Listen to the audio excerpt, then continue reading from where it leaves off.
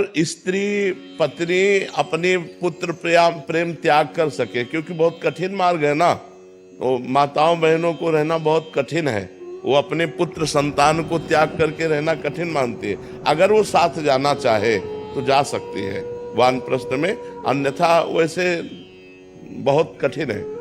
इसलिए कठिन है कि जैसे जंगल में खुले में शयन करना, वल्कल वस्त्र पहनना, कंदमूल फल खाना, अब कहाँ कंदमूल फल रह गए। एक बेर भी जिसके पेड़ होगा ना, वो पैसे से बेच करके देने वाला होगा। आप पानी नहीं पी सकते, पानी नहीं पी सकते क्योंकि पीने लायक नहीं है, और बाहर ना कुआं रह गया है ना हैंड पैप रह गए। वानप्रस्थ कैसे रहा जाए? आप विचार करके देखिए।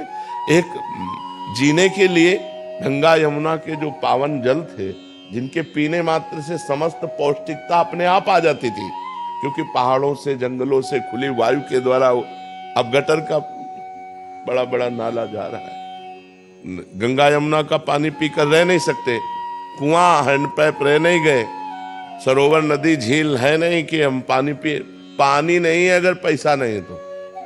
वानप्रस्थ में पैसा स्पर्श करना पहले ही निषेध है, अर्थ का स्पर्श करना निषेध है। उसमें तो खुले बहुत फूस की झोपड़ी बना ले और उसमें रहे। ये सब त्रेतायाम यजतई मखई द्वापरई परिचर्यायाम कलो तद्धर कीर्तन। अपने घर में रहो, घर में रह करके परिवार को भगवान का स्वरूप समझो, घर में त्यागी बन करके रहो। जो मेहनत से कमाया है उससे अल्पाहार करो और निरंतर भगवत चिंतन करो। भगवान कहते हैं अनन्य चिंतयन्तो माम ये जना परिपासते। मेरा जो अनन्य चिंतन करते हैं, अन्य चिंतन वानप्रस्थ बन करके क्या करना है? भगवान का तो चिंतन करना है। अब उस तरह की कठोर तपस्या रह नहीं गई, उस तरह के हमारा वातावरण। आप शौच नहीं हो सकते तो अब शौचालय चाहिए, इसलिए चुपचाप कलयुग है। अपने घर में रहो और अपने को उचित आहार और वस्त्र आदि से शरीर को ढक करके, परिवार से ममता त्याग करके घर में रहो। परिवार वालों को भगवान का स्वरूप समझो और खूब नाम जप करो, भगवत चिंतन करो। कलयुग में केवल भगवान के नाम चिंतन से भगवत प्राप्ति है।